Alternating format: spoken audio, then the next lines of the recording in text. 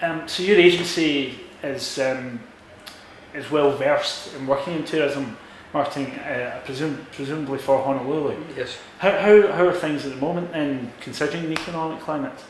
Well, it's the best of times and it's the worst of times, as Mr. Dickens would say.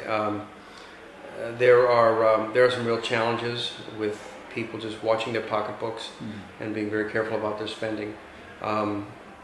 There are also some tremendous bargains. When things get a little bit soft in the industry from the standpoint of extra hotel rooms or extra airline seats, those are all smart business people, and they start dropping their rates, and it starts encouraging travel again. Some people can't afford to drop their rates as much as they want to because of their overhead. So it becomes a very dynamic time. It's actually, from a marketing standpoint, it's actually a very exciting time. When the economy's good everywhere, when everybody has lots of discretionary income, when they feel like their stock investments, even though they're on paper, those profits are all on paper, but they feel like a millionaire. In those times, it's you don't have to sometimes work very hard to sell out your hotel or to fill up your airline or your cruise ship. When things get a little tighter, it becomes challenging. It becomes a little bit of survival of the fittest, survival of the smartest. And it's times like that where good marketers, good advertising, good public relations really becomes valuable. And so while Hawaii is, we feel the difference. It's 10 or 15% even is not huge, but it's a pinch. And you can't shut down 10% of your hotel, sure, or 15% of your airline. You have to keep running. You have to keep working at it. So, of course, this tourism pinch is global. I'm sure you're feeling the effects of it here in Edinburgh. But it brings out sometimes the most innovative in people too, in businesses and in their advertising agencies, where they really have to work, they really have to think, they really have to focus on what makes customers happy, right, and excited. So it's a good thing. What skills are you finding that your agency are either utilising which you usually wouldn't when it comes to tourism, or they're learning as a result of what's going on at the moment? Is there anything new that you guys are learning? Well, one thing that's always interesting is how the press, present company excluded, of course, they like nothing more than a bad story, than bad news. And I worked in television news for some time years ago. I understand it. You want to have something big and to make people watch or read.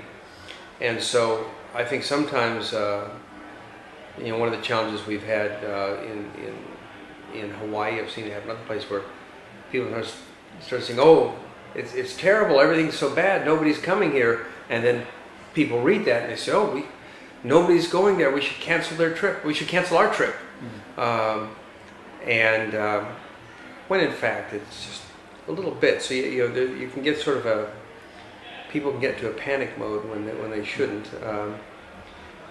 One of the things that I think is very different from this downturn, from past downturns, is that over the last 4 to 7 years, how much the internet plays into everything.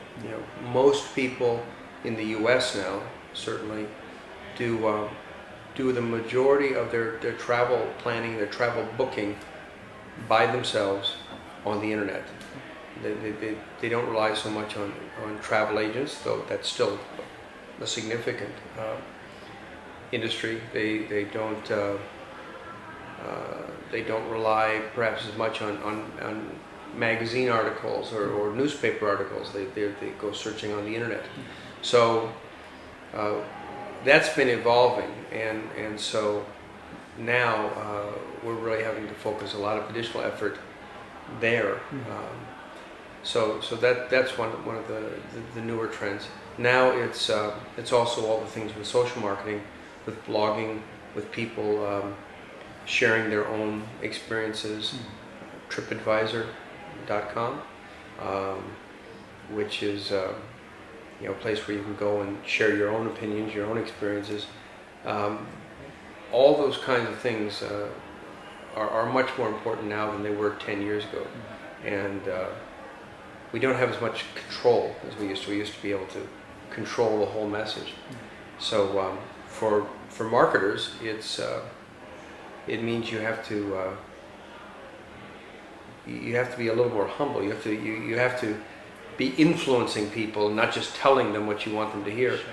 And for people in the tourism industry, they have to be very mindful of having satisfied customers, because if they're not satisfied, they will tell their friends and or complete strangers on the internet. If they are satisfied, and I think most people want to be satisfied. They want to have a good trip. There's some people who love complaining. That will come out too. So a lot of our business now is a little more influential and a little less more, direct. Just directly telling people, here's this place, it's wonderful. You must come here.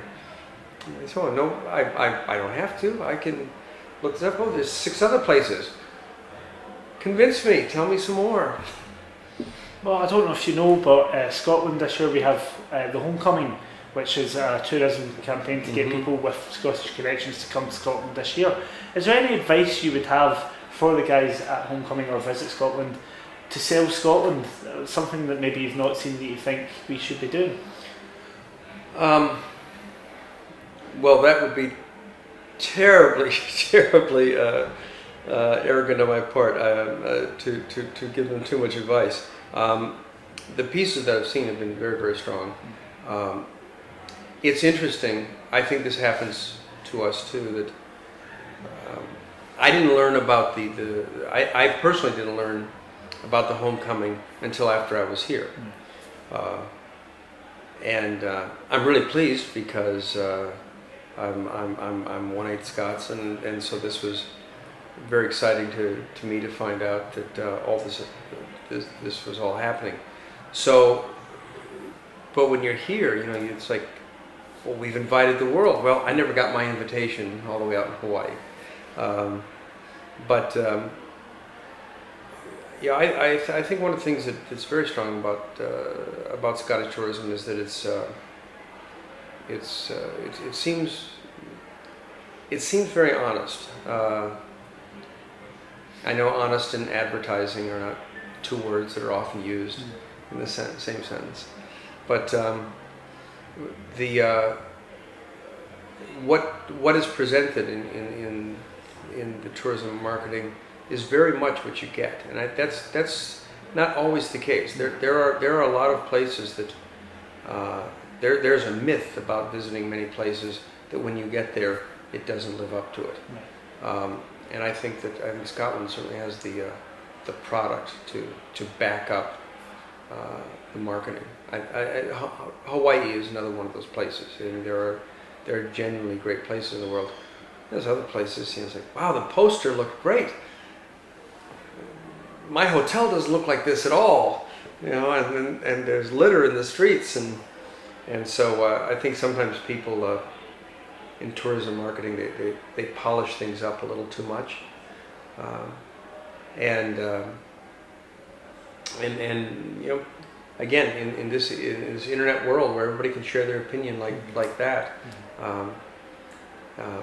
best to keep it best to keep it honest and live the experience.